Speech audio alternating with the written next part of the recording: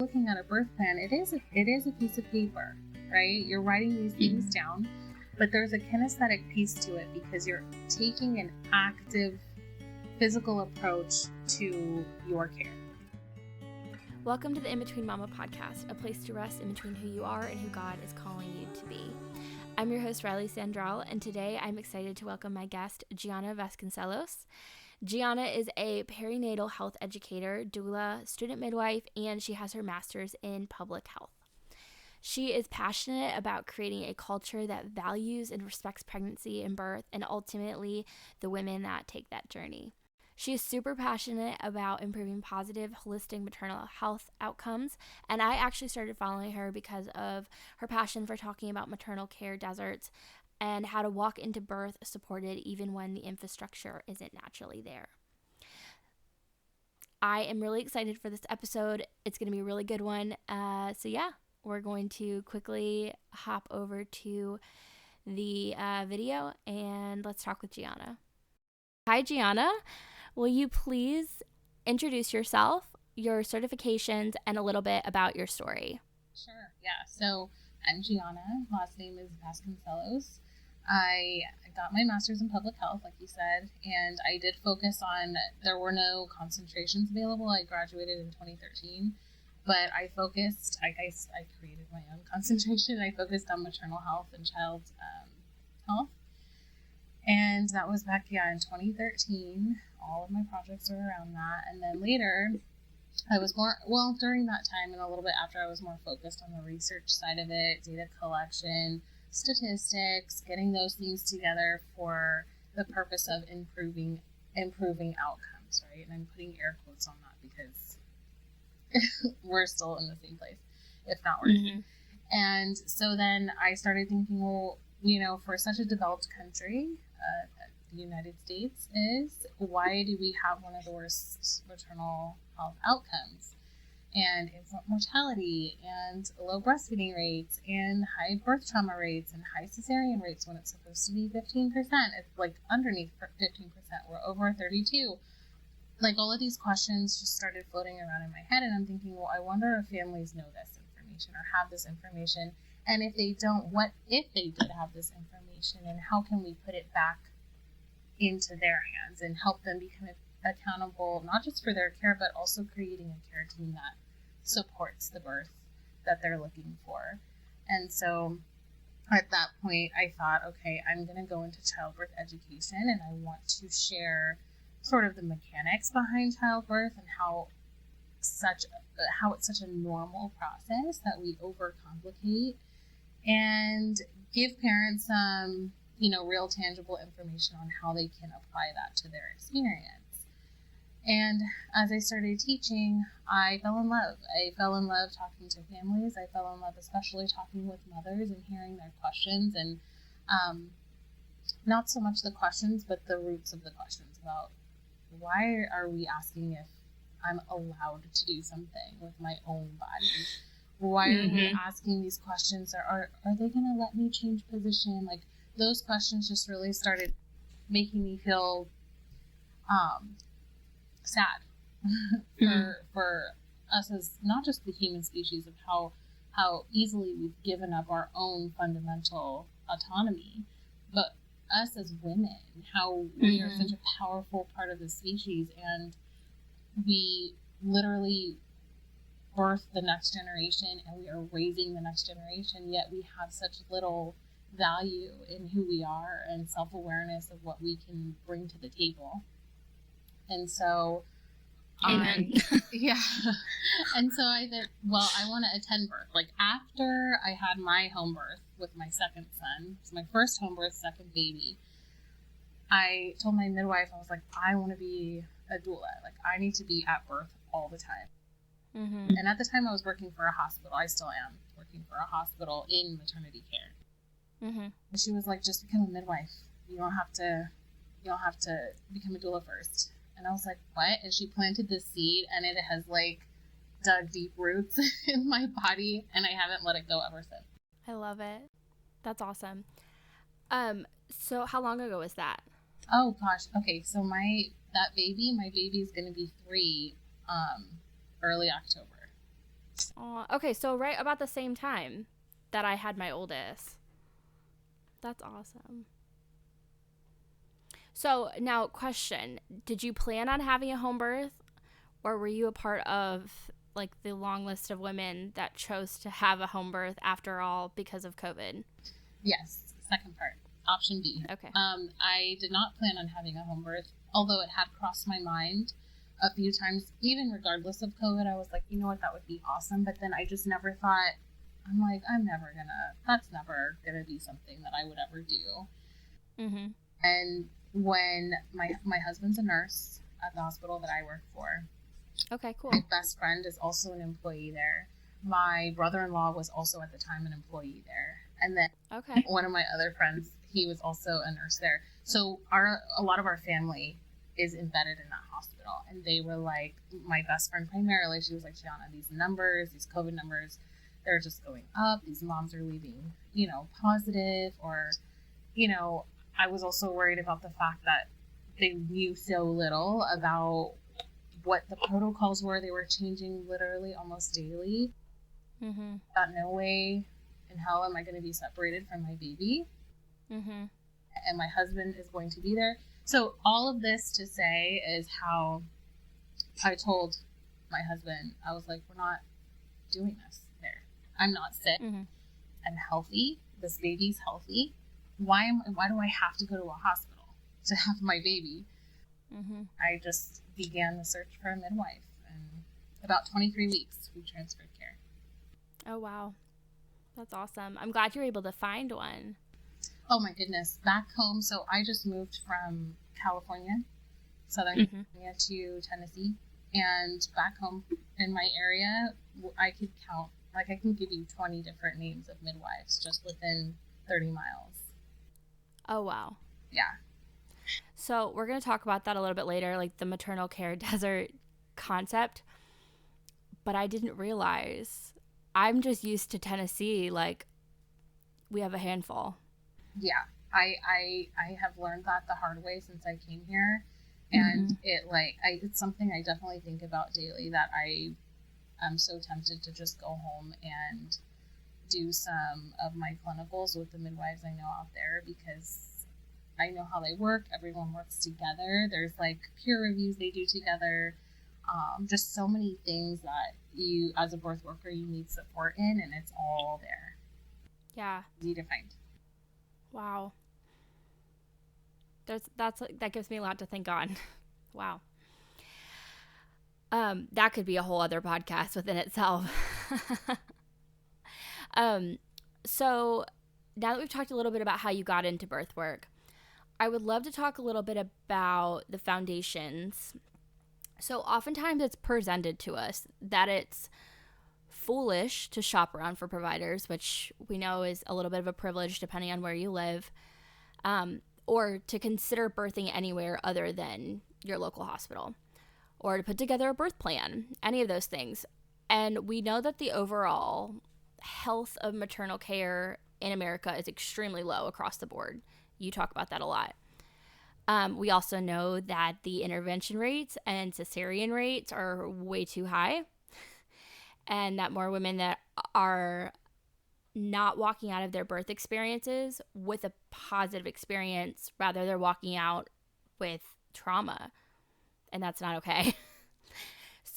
So I would love if we could talk about the cascade of interventions, the importance of being intentional about choosing your caregiver. I like the word caregiver. I don't like the word birth provider, because nobody's providing the birth except for your body. Mm-hmm. So anyway, I would love to talk about all of that, where we choose to birth, putting together a generalized birth plan, all of that good stuff. Yeah.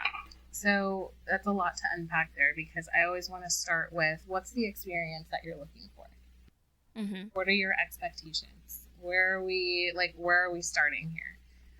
If your expectations are you want as much hands-on, and you do want all the continuous fetal monitoring, and you feel like it's necessary, okay, if this is what you're looking for, then this might be the best location for you. And if this is the best location for you, then we need to find a caregiver or provider, a care provider, to help assist you to have that experience fulfilled. Now, if you're looking for more of a hands-off approach, or you want something more holistic, you're in your safe space, you're at home, or what have you, wherever the case is, then you find a caregiver that's going to provide and help you support that experience. So the question always starts with, what are you looking for? What are your expectations out of this? When it comes to searching for the type of caregiver that you're looking for, I always refer people to the care model system. There's different types of care model. There's the biomedical care model, and then there's the midwifery care model. And I understand that there's lots of different, biomedical care models depending on the specialty, but specifically for pregnancy care and childbirth, it's those biomedical obstetrical care model and then the midwifery care model. They both operate in very different capacities with varying scopes of practice. Obviously, we know obstetrical care is obstetricians are surgeons, so their specialty is in intervention and leaning kind of on a technocratic model, technology, relying on technology. Whereas midwifery care is technology is a servant. It's used if necessary. Midwifery care model interventions are supported if needed. Interventions are a part of the routine process in the obstetrical care model. So based on all of that information after we've looked at the care models together, we're then going to ask, okay, which one do I resonate with most? Which one makes me feel the most safe? Because that's a very primary feeling, as you know, that you need to feel during childbirth. Otherwise, we're going to have no progress, and we're going to come up with complications if mom is not feeling safe. Absolutely. Those are the questions that we want to ask first, and that's kind of where we start with that care model comparison. Then you can pick your care provider, and that's how you kind of navigate that. Now, the importance of selecting that provider, because not all obstetricians are created the same, not all midwives are created the same.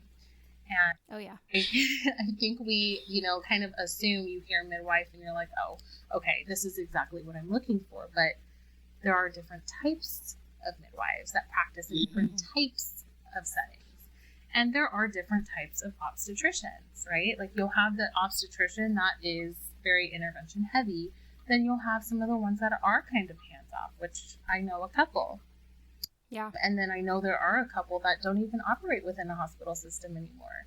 They are operating free range. They're helping midwives as a supportive referral system, just information like hub for midwives in a community. Yeah. So you have all of this variety within the space. So then you have to ask yourself again, okay, as I'm meeting with these people as a means to interview them, I'm looking at how do I feel in my body when this person is around me? How are they receiving my questions? Are they supportive of my vision? Do they support me? Right? Do they trust me?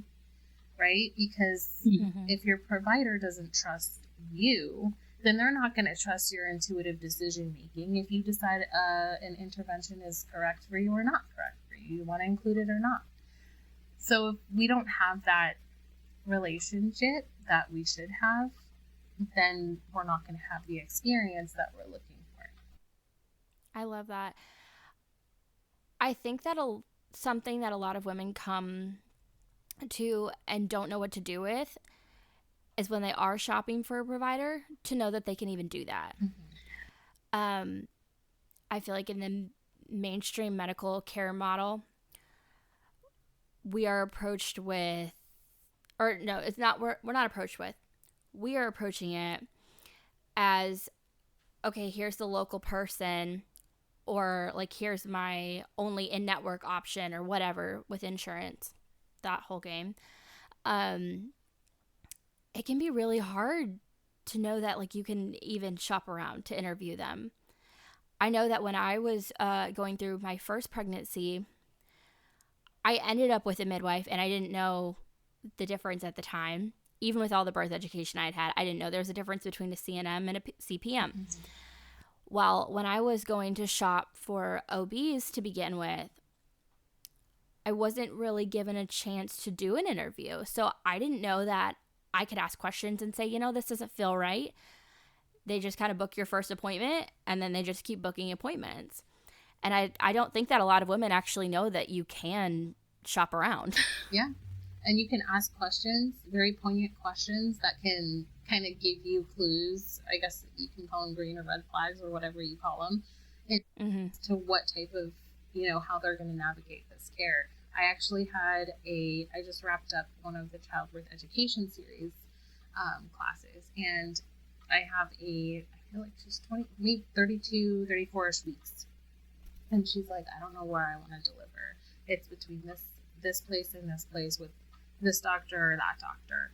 And so I go, okay, well, what's having you second guess? And she said, well, he seems a little, you know, old school, and he kind of laughed when I said I wanted to make a birth plan and when I should bring it to him to review. But she's like, I feel bad for leaving because, you know, I've been with him for so long. Like, my family's been with him before. And so a lot of that was fear-based, guilt-based that she was putting on herself. And I asked her for a second, I said, how do you feel when you're around him? Do you feel validated? Do you feel like you're being listened to? And she was like, well, kind of not really. And then her husband was like, be honest, you don't. Every time you leave, you feel like you got no questions answered and, you know, blah, blah, blah. You have your answer. You just feel bad. And a lot of times we know how we feel inside if we take a minute to just check in with ourselves and something doesn't feel right. That's your intuition talking. And a lot of times we just ignore that. And over time, we've learned to ignore our intuition because of self-doubt, because someone told us our intuition was crazy, or we were being ridiculous or something, or dramatic or extra or whatever you want to call it. So we learn, like we subconsciously learn not to pay attention to that intuition anymore. We just start making decisions by default. I think that is a long-rooted, overarching issue, and that women in general struggle with that, not even just in this area, and that our culture has built us up to that. Yeah, absolutely. That's a deep-rooted issue that is very difficult to even dissect, let alone solve. But I love how you're walking in these individual scenarios to be able to support women and say, hey, this actually doesn't have to be the standard anymore. Right. And I think that's how sometimes we end up in that cascade of intervention that you were talking about a little bit before, because we end up agreeing to something that we may not have wanted to initially agree to, without understanding what's on the other side of that. And that is the cascade. I think they call it the cascade of intervention because, one, you can't just ever have one intervention. It will always lead to another and to another. And a lot of the time we are not explained or offered that,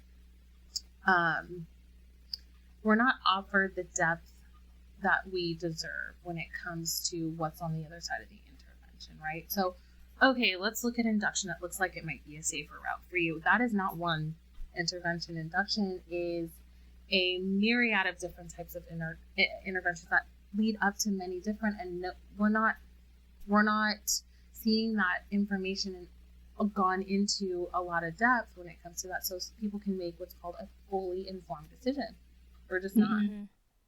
Yeah, no. So I think I know the answer to this question, but would you recommend that women actually start birth education pre-conception? Yes. Okay. Do you want to unpack that a little bit? Because even just choosing your provider and understanding all of this, that's like smack dab at the beginning. Right. I just finished, it's funny that you asked that because I just finished a training in a fertility awareness method. It's called the Billings ovulation method. And as I was going through this training, I thought, wow, I did not know this. And I'm, a childbirth educator, right? So I talk a lot about self-awareness and being aware, but during class, I'm talking to them about the need to surrender, and you can't control everything, right? Like, you don't wake up every morning reminding your body to add like fingernails to your baby's hands, and you're not reminding them, oh, okay, today it's time to make the kidneys. Today it's time to make, you're not doing that because your body biologically knows how to do that. It's just it's just going to happen, right? It's science. This is how physiology works, right? Anatomy and physiology. Then we have to back that up. If we cannot trust that process right then and there, that can't just start overnight. You have to start somewhere. So our fertility, our reproductive health, if we don't understand our cycles, we don't understand when we're fertile, when we're not, if we're not understanding how our body reacts to different types of shifts in hormones individually, then how are we going to just try to pack in a self-trust, like a crash course in that one thing? So to answer your question, yes, it's absolutely important for somebody to understand that ahead of time. Okay, yeah, I love that. I've been getting very much into cycle tracking after having my second, because I was like, oh, I actually don't want another baby, so I need to figure this out. Yeah. And it's been really, really cool to just like dig in and know what my body is doing exactly when it's doing it. The confidence that comes with that has been major for me. Oh yeah, and it fosters a sense of trust between both partners, because then he trusts you that you're tracking, but also it encourages communication, and it encourages a level of intimacy that you may not have explored before. So I love it. Yeah. Oh, absolutely. Yeah. I know. I always laugh anytime he's like, so where are we at? My husband does the same thing too. He's, what's going on today? Yeah. No, he honestly keeps better track sometimes than I do, and I love it. I love that. So let's talk about birth plans for a second, because those have become kind of controversial lately.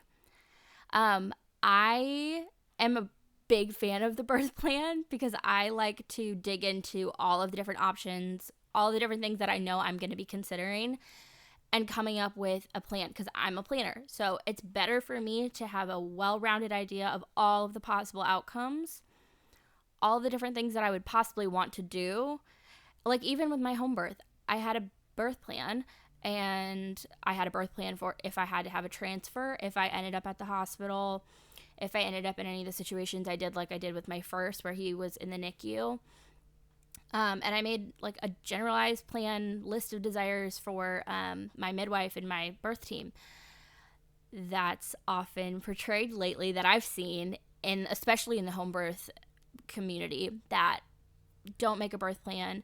But I've also seen it on the other side too, of if you make a birth plan, this is ridiculous and I don't want to hear it. And either from the nurse side of things, because I follow all of the different birth accounts. So from the nurses, from the obstetricians, from everyone, it's like some people are really pro-birth plan and some people are really, really, really anti-birth plan. And I would love to hear your thoughts a little bit about that and how you dive into that in your birth education work. Yeah. So I like to set the expectation. What do you think is the purpose of a birth plan? What do you expect your birth plan how do you expect your birth plan to serve you and your experience? Mm-hmm. Because I think what, speaking from, like, I guess on the medical side, what you see a lot is that you're expecting your birth plan is a list of things that you want and things you don't want, and that's kind of it, and it's not negotiable, right?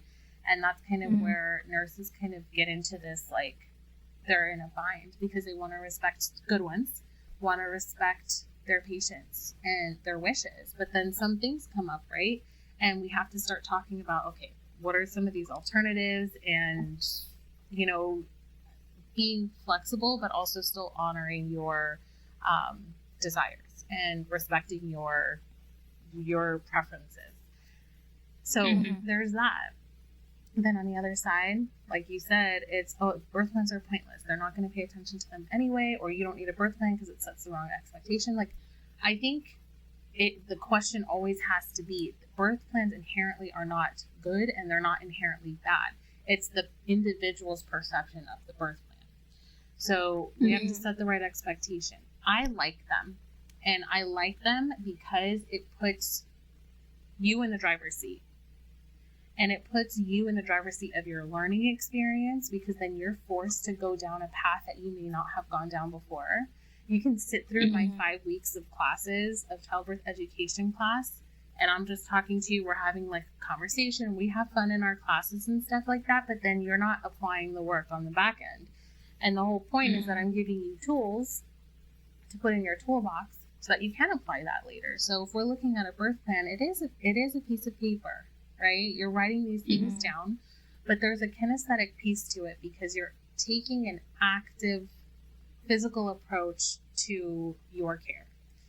And sometimes it forces you to look into something that you wouldn't have ever looked into before. So let's say, one of your preferences not to have your bag of waters ruptured, which is an AROM, an artificial rupture of membranes. What if you definitely don't want that, right? And you have no idea what this is, and you're like, okay, well, now I would want to know.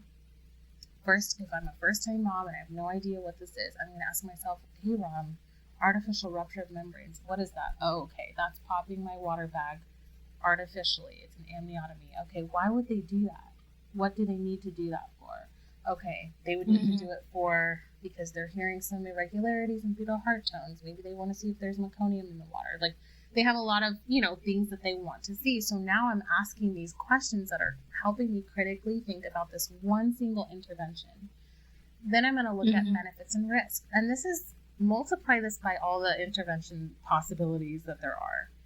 It is so many. Yes, it's forcing you to go down a path of research and digging in and exploring how I feel about this one intervention. And if this doesn't make me feel good right now in this seat right now, then I'm probably going to say I prefer not to have one. So that's kind of how we. And I also think there is some room too for the women who are hearing this and being like, I don't want to know all of those things. I don't want to have to know all these details. And that's okay too. There's so many providers out there that are willing to talk about these things, but you have to find someone that you trust to actually explain it when the time comes. Right. And that's the other piece of it, because I always like to over prepare, especially if you're pregnant right now, right? Like, you have to make decisions. Don't wait till you're in the moment to make decisions, because then your decisions are made out of what someone else is telling you in fear, versus now you have to ask all these questions that you could have answered on the front end before you even had the baby. Yeah, absolutely. So obviously with all of that comes a lot of privilege, and that's something that you talk about a lot. And I'm so thankful that you do. You were one of the first people that opened me up to that terminology of maternal care desert. I think we were talking probably before you even moved, and I think you started talking about it back then, or probably before that, but that's when I started following you. And you've talked a lot about that since then. So I would love if you would explain real quick what a maternal care desert is, and we can kind of start to dive into a little bit about that. So maternity care desert is where there's not a lot of perinatal care in a general area. And so if families are having to travel an insurmountable amount of miles to have regular routine prenatal care or for delivery, that is a maternity care desert. Where we live, it's a maternity care desert, unfortunately. And a great deal of the United States lives in a maternity care desert, unfortunately. And between March of Dimes has a great graphic on each state. Like, what they do is break down every single state based on region, county, and they can show you like the percentages of people, like a population that is in a maternity care desert. And it's unreal. Between the years, I feel like it's 2019 and 2022 or 2021, hospitals that were delivering babies shut down. NICU units were shutting down. They were just closing, leaving families with absolutely no choice. You have families in like northern Minnesota that are traveling like 2 hours, or midwives are traveling 2 hours just to get to a birth because they don't have any delivering hospital.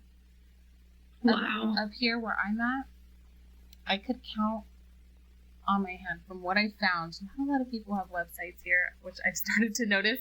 I'm like, where is everybody? There are two, and the midwife I work with travels at least a little bit over the Alabama-Tennessee border. She's gone to Kentucky, to the Amish.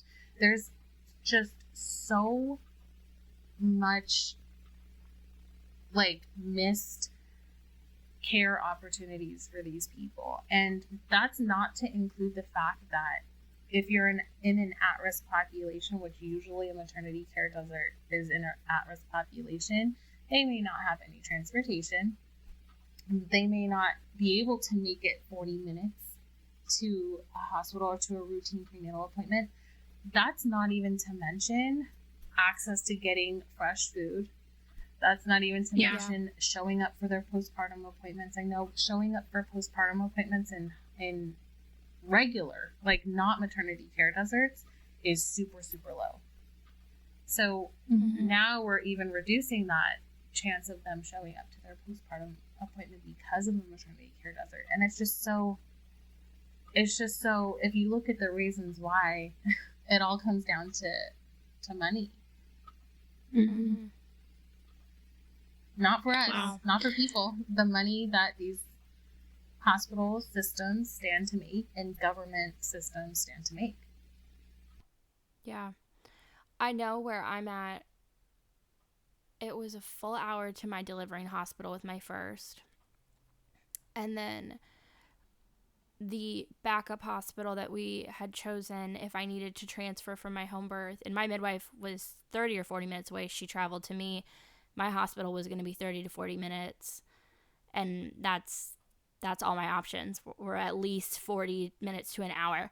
Now, my husband could make it in a little bit of a quicker time, but it was still like 45 minutes in the car of extreme contractions because I wanted to stay at home as long as possible with my first. It was awful. It was awful. And that alone is intervention, getting in your car. Leaving your home, that's intervention. It's intervening in the physiological process of your body going through childbirth. Oh, yeah. No, I am almost confident that I would have had him so much sooner if I hadn't gone because I got there and I stalled. Wow. But that's a whole long story. Yeah, but that's a long way to drive. I know. I have a friend up here by me. She was like, there's no hospital. They want to try for a third. She's like, there's no hospital up here. I'd have to travel 40 minutes. 40 minutes is the closest delivering hospital for me. Yeah, it's awful. And midwives, mine was kind of the closest as far as like who was practicing in my area. And she really wasn't even in my area. Like I barely qualified for her to be able to come out to me, which I understand because you can only travel so far and it be sustainable. So I would love to know what your insights are for these women who are falling into these pockets, bigger than pockets apparently, which is awful. What do they have any options? You know,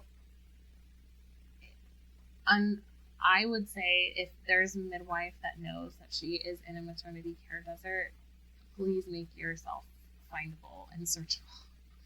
If you're taking clients, because if it was hard for me as I just moved here within this year, and I was looking for midwives even before I moved here so that I could do preceptorship with, and I couldn't find anybody, but some of them are here.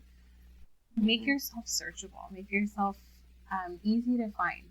That's my biggest, recommendation to midwives in this area. Don't make it hard for women to find you if that's something that if you're taking clients. Now, for someone who lives in an area that is a maternity care desert, I would just start by looking on social media. And social media, I know we have to create healthy boundaries with this, but that's another topic. But it is a great search engine, and that's what it set itself up to be. I found my midwife in California through Instagram. I searched Redlands midwife or where I was living midwife. Boom, popped all of them popped up. So search social media, Facebook groups. Facebook groups are a great place. And referrals. So if, like, you know anybody in your area that's recently had a baby or, you know, had a couple kids in the last few years, ask them where they delivered and ask for a good referral. If it's far away and you have no transportation,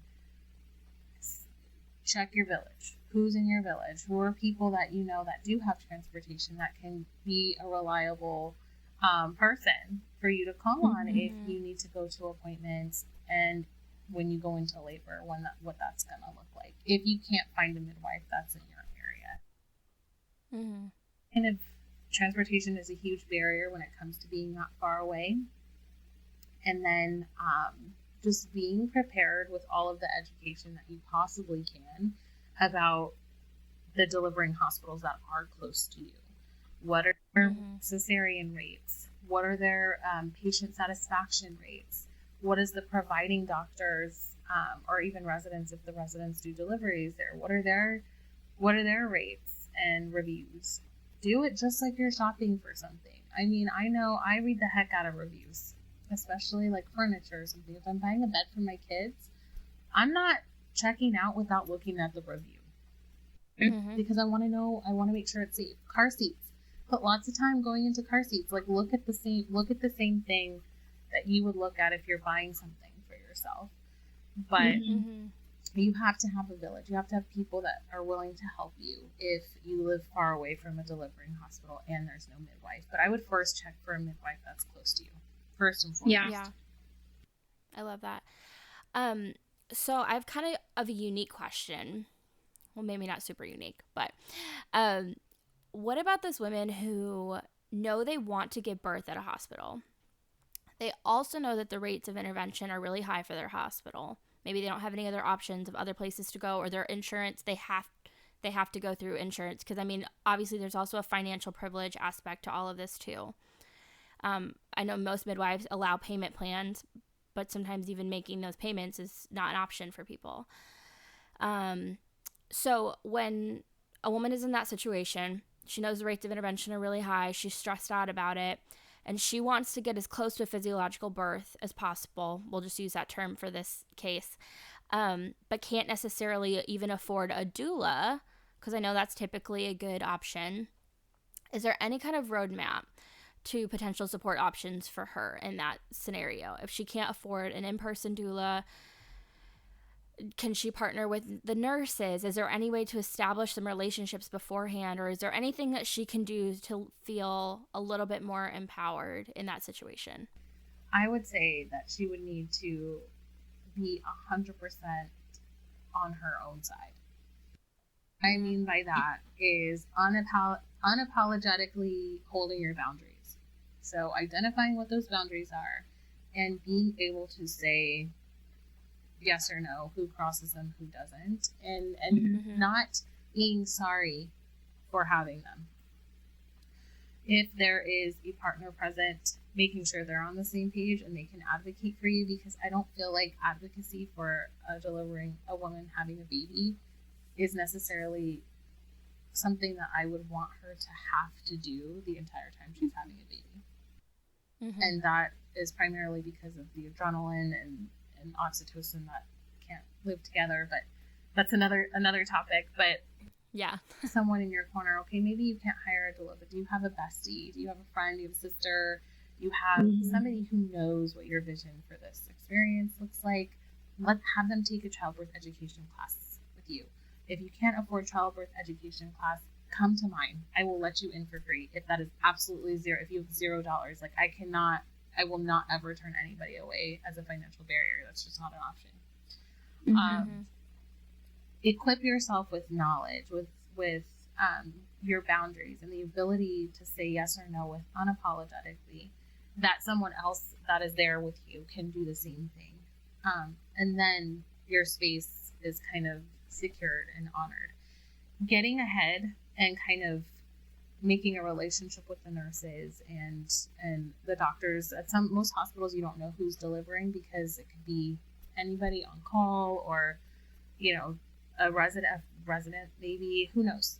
So let's say you don't know who's delivering, you don't know who your nurses are going to be on that shift. It is hard to establish rapport and a relationship right off the bat. So I would initially say, like, if it were me going in and I had no idea for my first time and I am nervous about what you're talking about, and I am this woman that is in this example, I would be willing to have a conversation with them. I'm so excited. Thank you. What's your name? Like, calling them by name helps kind of establish a relationship with people. Not, oh, excuse me, but hey, Riley, you're my nurse. Riley, do you mind if I have an extra pillow? Like, making it personal. And those are just little things that you can do to establish that rapport with somebody on your team that you may not know. Yeah. I love that idea.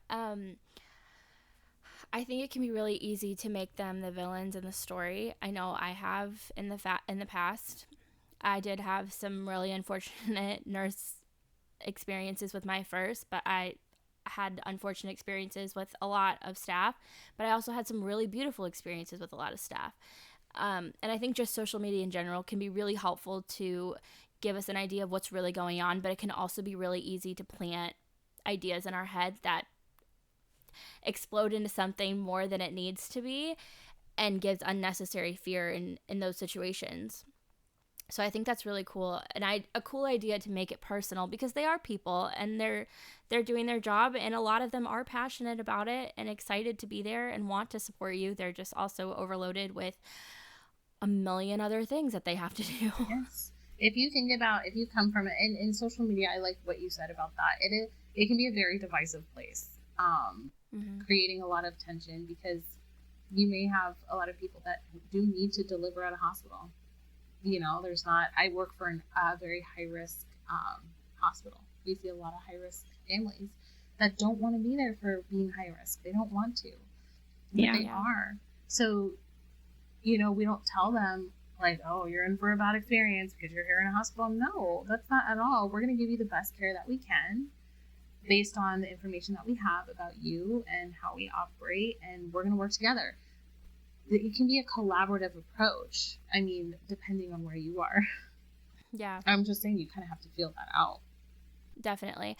I love the work that I think it's Sarah Levon with Bundle Birth Nurses is doing. Have you seen her work? I haven't. So she's like getting in the hospitals and getting these nurses trained like extra on like, here, how to use a peanut ball and how to make your patient's experience just a little bit better, how to support a little bit more physiological birth. And like, here's all the things that they may have not necessarily taught you in nursing school, or that being like boots on the ground for 10 years has numbed you to, and like, let's bring the heart back into this. Her work is really amazing. That's awesome. You'll have to send or share that with me, because I would love to see. I think she's based out of the San Diego area. Yeah, but I'll have to send you her stuff, because I followed her for years. She was my main birth education with my first. But such good work that she's doing. Nice. Yeah, that's needed. Even spinning babies travels around the U.S. and all around the world, actually, doing trainings. And we've had the opportunity to schedule some trainings with our nurses. That's awesome. Their work is so cool. Yeah. So I love how passionate you are about preventing birth trauma, but I also appreciate how real you are about the fact that it does happen. And so can we talk about your thoughts on processing that trauma, how to move forward, especially if you want to have more babies? And obviously, like, in those first few months, it can feel really heavy.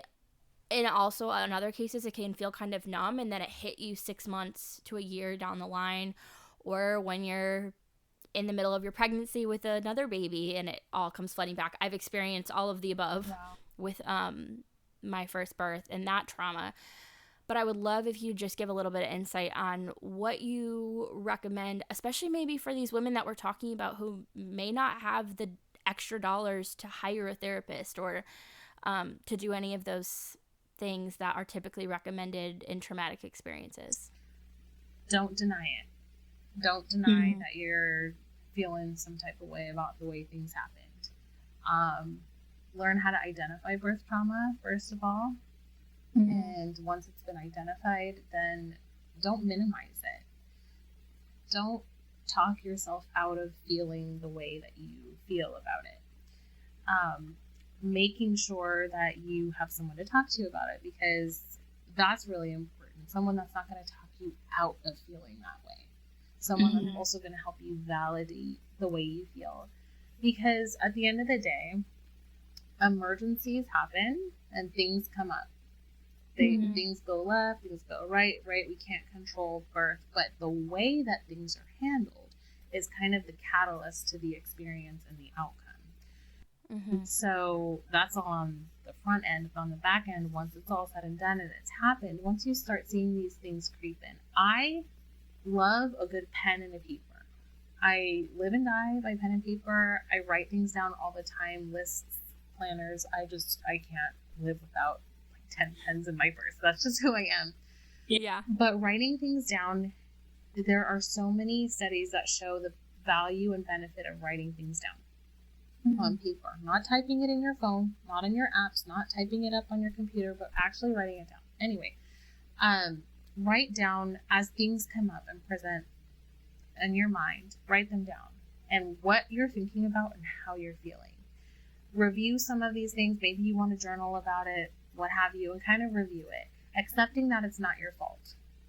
Mm-hmm. So acknowledge it, validate it, write it down, and accept these things that happened. Occurrences are not your fault.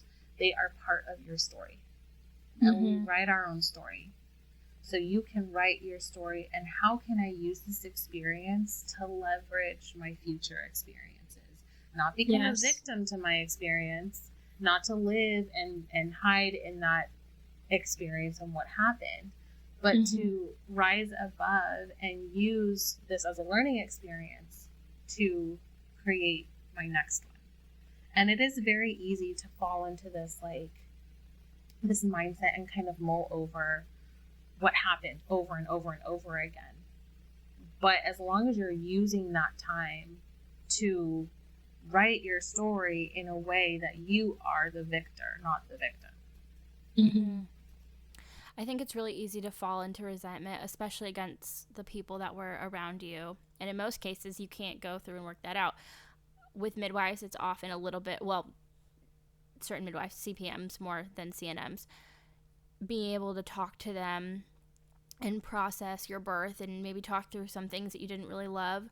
But in a lot of cases, you can't do that. And so, for me, I had to do a lot of work, writing, burning paper, different things to truly release, a lot of prayer work to release the resentment that I had against the people that were present at my first birth. But it was also really hard for me not to hold it against myself and to think, oh, you should have known better, or you did know better and you went against your intuition, and then that happened because you were there, because you left your house, all of those things. So something that really helped me was just sitting with the fact that God was bigger than all of that, and he saw me and he was holding me through all of it, but also that I was doing the best with what I had. In those circumstances, I was going to the hospital because that's what my husband was most comfortable with because of his medical issues that he was born with, and we were just doing the best with what we had. And so then the second time around, we chose to do the best with what we had at that point, and that happened to be being able to have a home birth because that's what we were both comfortable with at that time.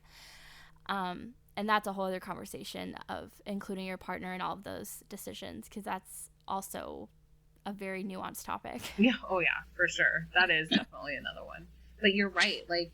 You can only hold yourself accountable for the information that you have in front of you at this present time. Mm-hmm. I can tell you, my two boys are 5 years apart, and we have made so many decisions that are like night and day for each one.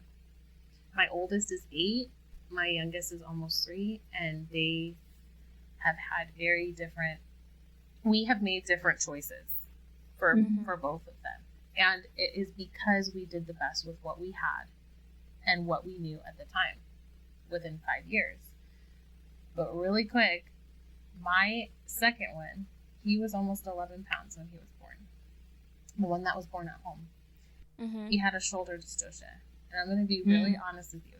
We had a shoulder dystocia situation. It was resolved, like, in the most beautiful way. I can't even tell you. I had no trauma from that experience. He came out. He needed breaths. They did NRP. And then, but my trauma came from when we took him into the NICU. We took him to the hospital to get checked. And they guaranteed that we would not be separated. Again, 2020, okay? They were like, you're not going to be separated. There's no need to be separated, blah, blah, blah. He was breathing fine when we got there. He was fine. That we're just going to check. We're just going to make sure he's okay. Preventative, right? I get up. My husband follows the baby. I get up to postpartum, and one of my good friends from college, she's a nurse up there. She met me, and Josh, my husband, calls me, and he was like, "Where are you?" And I said, "I'm in postpartum."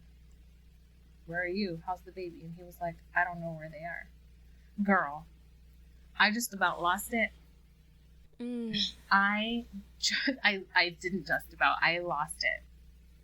Okay? So it wasn't the birth itself. It was the way that they handled it on the other side once we did transfer in. And I was livid. Another conversation for another time, right? And we have lots to unpack on the other end. Oh, yeah. That's my whole point. And, sometimes, and to be 100% honest with you, I go back in my mind about the dystocia, the shoulder dystocia, and I'm like, man, maybe I should have been upright more. Maybe I should have changed positions when I was pushing right there on all fours. Maybe I should have lifted my leg. Like, I go through those moments leading up to it often in my mind. What I could have done. But then I'm thinking, you know what? God knew what this experience was going to be and why this experience is what he allowed us to have. And I'm forever grateful for that. Yeah. I, similarly with my NICU experience, getting separated, the whole thing, it was 2020. It was awful. A lot of unnecessary separation, admittedly, on the staff admitted to the fact that it was unnecessary. And they also admitted to lying to coerce me for certain things because they were not happy with my decisions. But that's also, that could be a whole hour-long conversation. But what I have taken from that on the other side is the experience that I had in that. I have so much compassion for those women that have had to deal with that. And I've had so many friends now that have had their babies go to the NICU. And I've been able to walk with them through that and just sit with them in that space and know exactly what they're feeling. And if for any reason other than that, I will take that because God has been able to give me a perspective to be able to sit with people.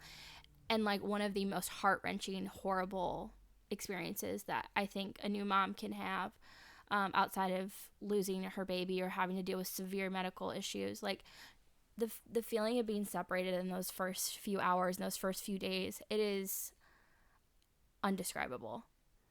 And so if I only have that experience just to be able to sit with my friends and sit with those women who are also walking through that and maybe don't have as much support or who don't have a great hospital team around them that aren't really loving on them, right, or the ability to have family members come in and love on them or whatever, I will take that. Yeah. And just try to do the best with what I can from that situation. Yeah. We're given experiences and it's up to us what we do with them. And we're responsible. We should be responsible for those. And if we can use that to serve just one person, I think it's a valuable takeaway. Absolutely. Well, thank you so much for joining me. I really appreciate it. Where can people find you? How can they work with you? I know you've talked about a lot of different things that you offer. Yes. This question. So I'm on Instagram mostly. It's at simplyGNV, and then I do have a website, giananataliav.com. I am in the middle of revising it because it is very California-centric to my California clientele and base, and so I am trying to revise it for for both. Both of Okay. my homes, Tennessee and California. So I'm working on that, but it's still there. But contact wise and offerings wise, how we can work together wise, like you can find that on Instagram for sure. Okay, perfect. I'll link all of that in the show notes. Well, thank you again so much for just taking the time, just holding space for this conversation. I really, really appreciate it. Yeah. It was an honor to get to talk to you. I was so happy to talk to you finally, face to face. I know. Hopefully one day we can actually get together in person. I know, for sure, with both of our boys. That sounds awesome. But yes, thanks. I know. I would love that. That was such a good episode. A lot of technical difficulties. Glad you didn't have to see those. Hopefully it's not too obvious. But I really appreciated just how honest Giana was. And it's just really cool to see that people are passionate and also heartbroken for circumstances. I think that is one of the greatest motivators for change. And so I'm really excited to see what Giana continues to do. And if you want to follow along, I'm going to put all her stuff in the show notes, but you can follow her again at simplygnv on Instagram. She's got some great content, so if you're into the birth world or pregnancy or preconception, any of it, definitely give her a follow. And you can follow me at InBetweenMama on Instagram, Facebook, Twitter, at the InBetweenMama on TikTok. And you can check out my website, InBetweenMama.com, for more of our show notes, all the different episodes, and my blog post. All that. So I hope you enjoyed. Definitely subscribe, leave a review on Spotify, Apple Podcasts, or here on YouTube. And again, thank you so much for listening. It means the world to me that you tune in and that you hold space for me and my crazy dreams of conversations that I want to have with women who have walked a few steps before me. So thanks again for listening, and I will be back soon.